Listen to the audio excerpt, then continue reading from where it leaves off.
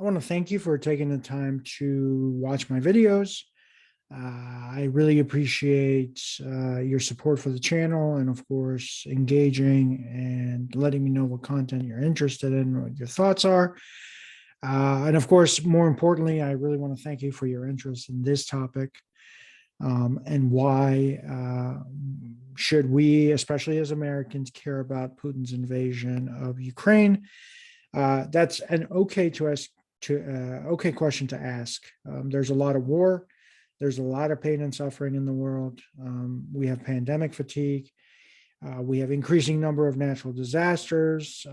So it's okay to ask, why should we care about this particular event of Putin invading Ukraine?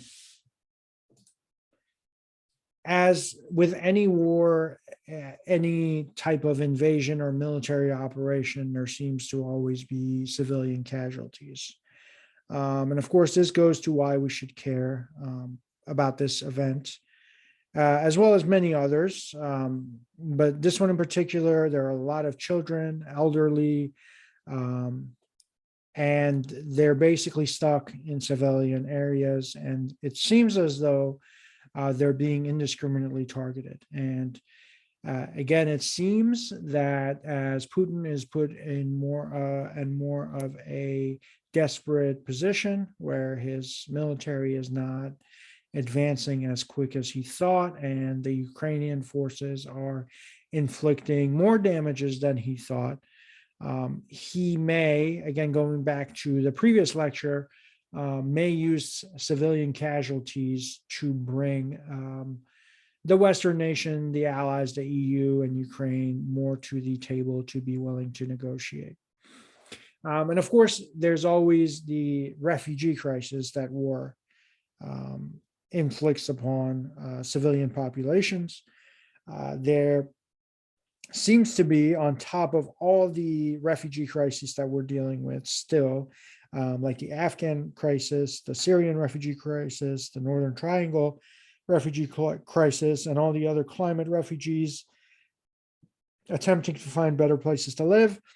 We are now dealing with yet another one with, as the UNHCR reports, 1 million fleeing Ukraine. What is particularly significant about this number of 1 million, that the 1 million has taken place over the course of 7 days, which is extremely significant. And the UNHCR reports that they believe another 1 million will be fleeing Ukraine if the conflict doesn't stop soon. Of course, as far as instability, we have instability in our banking system, international trade, travel, general uncertainty with what will happen, power shifts. Our economies are being impacted, particularly the European economies, particularly those that rely on Russia. And of course, the Russians themselves, particularly ordinary Russians, not in power circles, who tend to take the brunt of economic downturns, which will be significant this time. And they will be the ones that are hit the hardest and the longest.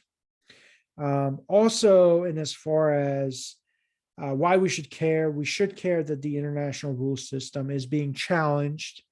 And if we don't respond, it will be changed. It will be changed in Putin and other dictators' favor. Things like, the use of weapons on civilians, indiscriminate bombings. These are things that will very likely prompt war crime charges in the future, unless we permit Putin to be the victor, which will basically reduce the level of threat of any war crimes charges that may be coming down the pike. So this is really a precedent for dictators, what they can get away with. Dictators such as Putin and his aligned dictators, like the Belarusian quote unquote president, and the North Koreans, the Chinese, all those autocrats and dictators are really watching to see not only what power vacuums they can fill after the crisis, or what they can get away with, and whether the rest of the world will challenge them and try to stop them. Of course, all this leads us to discuss history. And history, as we always say, tends to repeat itself. And history predicts terrible consequences of inaction when we are confronted with dictators attempting to rewrite the rules-based international order. The history that kind of need to discuss is the stark similarities, very dark similarities between what's going on now and what went on preceding the Second World War. And it's particularly ironic because the similarities that exist combined with what Putin claims he's doing of protecting Ukrainians and Russians from Nazis, taking the Nazi party in Germany in the late 1930s, a very similar argument was made by Hitler and Nazi Germany. And it began with the argument that the Nazi party needed to protect German ethnic and German-speaking people in Europe. They needed to be unified and they needed to be basically part of Germany. To that end, using that as a pretext, he targeted Sudetenland, which was at the time part of what was referred to as Czechoslovakia. And his pretext to invasion, or what he called unification, just like Putin is, was largely unanswered and ignored and not challenged at all. And Hitler was basically able to march into that territory of Sudetenland, of that region, and claim that part for itself, and the world basically did nothing. They conceded the territory, hoping that that would be it. And then what happened next was, again, to a similar pretext of German ethnic people uniting them, was the annexation of Austria. And of course, we know now that the invasions did not stop. Soon thereafter, he invaded Poland, and he would go on to invade many other nations, particularly in Europe and North Africa. But now Putin is using the similar pretext of war as Hitler did. He's using a sense of a massive historical grievance combined with the claim that he is protecting Russian ethnic people whose rights are being dismissed, and there is an ethnic genocide going on. And coincidentally, Ukraine is falsely, as he claims, is ruled by Nazis that are infringing upon the ethnic Russians' rights. These are all arguments that Hitler made and successfully went into those lands and annexed them. And by the time people found out that what he was really up to, what his real intentions were, it was kind of too late, and he was too powerful to immediately stop. So again, we come back to not challenging these types of dictators like Putin, whereas other adversary, especially dictators like in China, DPRK, Belarus, Iran, Syria, are all watching. And unfortunately, what is particularly sad and disturbing right now is that we have actual elected politicians and public figures in the United States and even in Europe that kind of embrace the idea that Russia was actually wronged by NATO and was wronged by Ukraine. And Putin is a strong, powerful leader and has the right to do what he's doing. These are all kind of things that very many people in Europe and the United States said about Hitler when he was doing his, he was claiming his pretext to war and justifications of quote unquote uniting the German speakers of those countries, and then finally all out invading Poland, and then leading the rest of Europe to declare war on Germany as well. Again, similarly, back then in the United Kingdom, there were quite many British politicians who admired Hitler, said so publicly. They admired his strength and his power, just like very many politicians now in the United States are going to nationalist rallies and taking stances online that Putin is a great leader and they wish our leadership was great and powerful and would take control just like Putin is doing.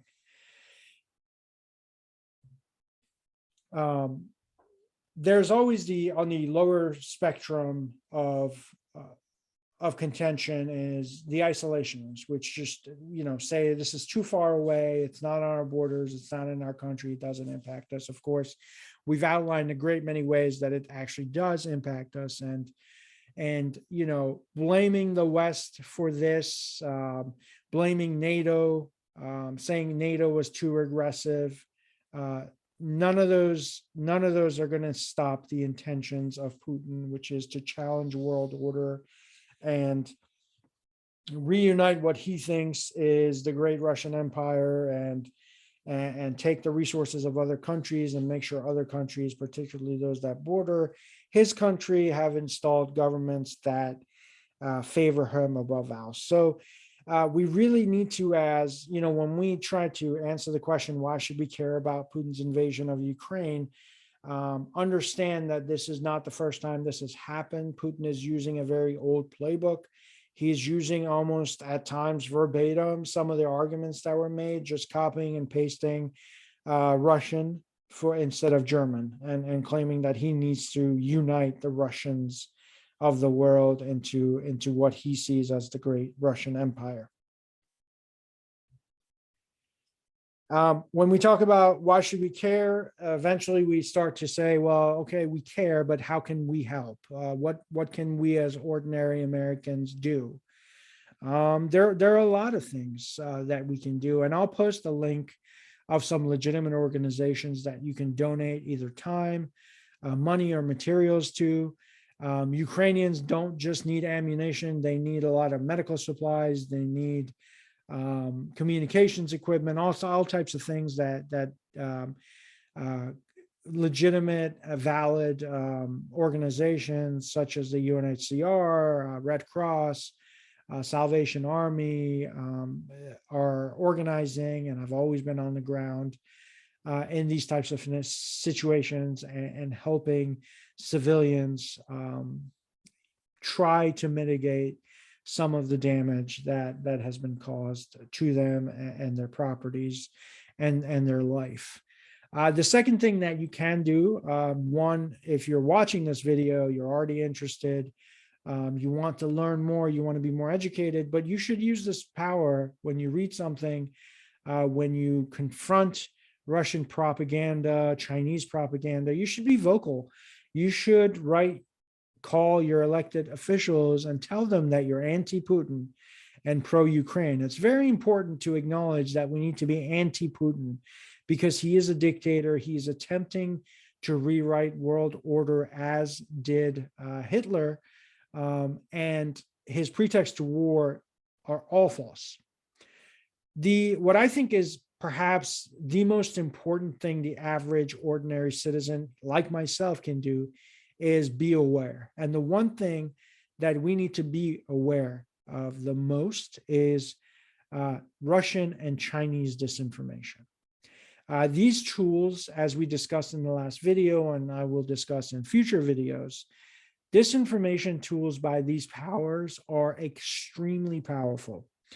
And as you see in the last bullet there, they're not just for, to trick people into going to different places, tricking different battalions to attack different places, or, subversion tactics or whatnot. But their goal is really to impact voters in democratic countries.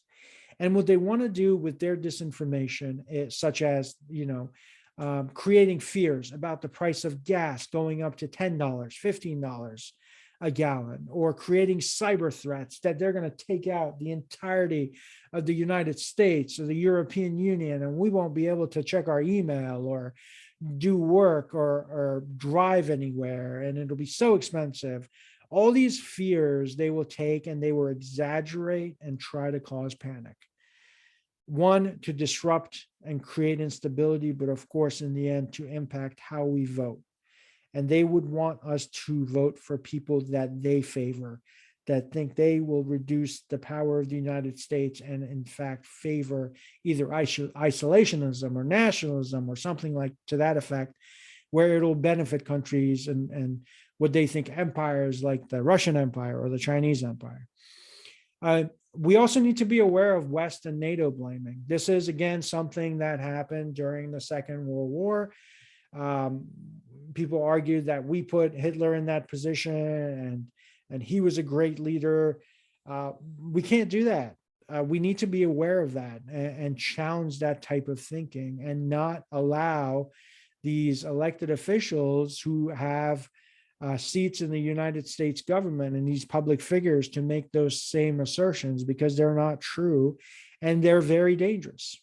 And then we also need to be kind of keeping up to date with propaganda. We talked about the propaganda of Putin, how he claims that Ukraine is led by Nazis. Not true, because the immediate evidence is that the Ukrainian president is Jewish. They exaggerate Ukraine's desire to get nuclear weapons. In fact, Ukraine signed a treaty to get rid of their nuclear weapons. And as one of the signatories to that treaty was Russia after the fall of the Soviet Union. They were not threatening to get nuclear weapons. They didn't want nuclear weapons. Putin's assertion that they have or want or will use nuclear weapons to threaten China, the world, and especially Russia, is completely false. And again, the propaganda of the genocide and protecting ethnic Russians and protecting Russia from the NATO threat, which was imminent, all false, all propaganda. How we'll be adversely impacted in the United States with this conflict. We need to, end it as fast as possible. We need to concede. All that is outrageous propaganda. But even that type of propaganda is not going to be, I guess, at the highest level. They're going to escalate the propaganda. And one of the new complete disinformation campaigns that we see by Russia, which is then held up by China, and even nationalist Americans, include a kind of a newish propaganda theory related to the pandemic, the COVID-19 pandemic, that is being spread by pro-Russian channels and QAnon conspiracy theorists, that Moscow is actually launching airstrikes on Ukraine to destroy bioweapon manufacturing labs in order to prevent the American infectious disease expert Anthony Fauci from creating a sequel to the COVID-19 virus. So the new propaganda that the Russian propaganda bubble is just created and then exaggerating and passing around as truth is that basically Ukraine had several, I think the number is 14 or 16 plants in Ukraine that were actually coming up with the next COVID-19 and weaponizing it to spread around the world. And actually Moscow and Russia are the defenders of the world. That's why they're destroying certain cities or buildings in Ukraine. Of course, I don't mention this to be repeated or, taking the disinformation and making it misinformation by just spreading it around. It's important to acknowledge these and say they're out there. So when someone else tells you about why Putin is invading Ukraine to basically make sure there is not another pandemic, you are ready and aware to challenge this type of thinking. The thinking, obviously, it's, social media has the ability to ban it and slow it down. This type of propaganda seems to be spreading very fast on unmoderated channels like Telegram.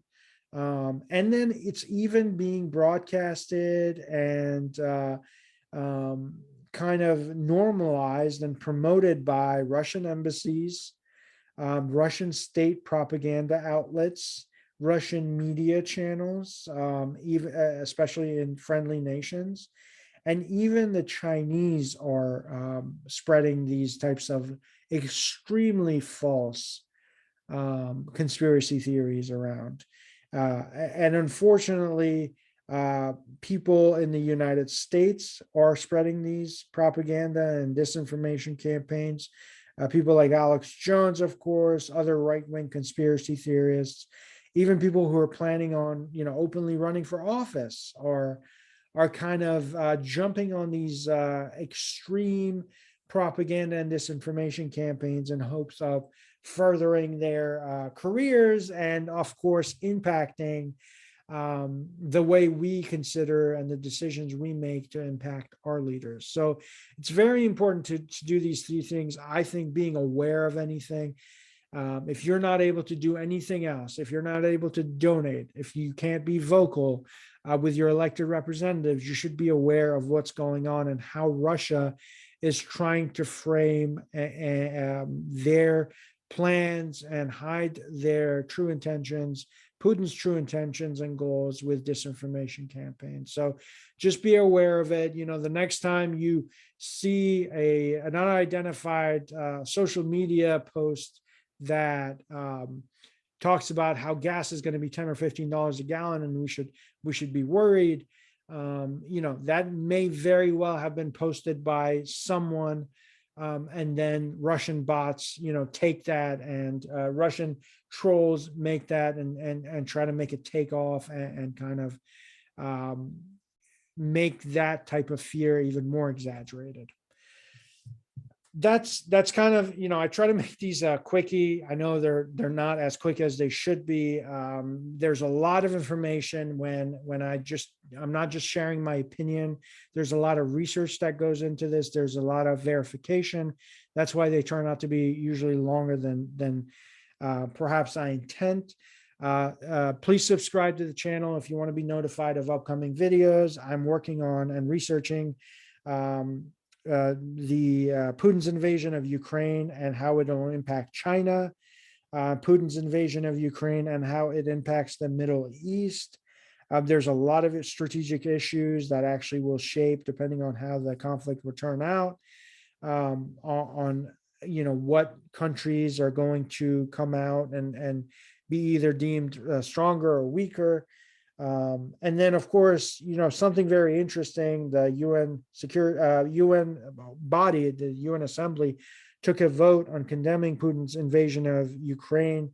And the votes from several different countries who either voted against it or abstained reveal a lot about foreign policy and how nation states view themselves. So those videos are coming. If you have any questions, please contact me.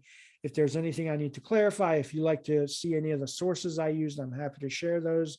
And I'll also try to post some legitimate methods where people can get involved to try to challenge propaganda and Putin's plans.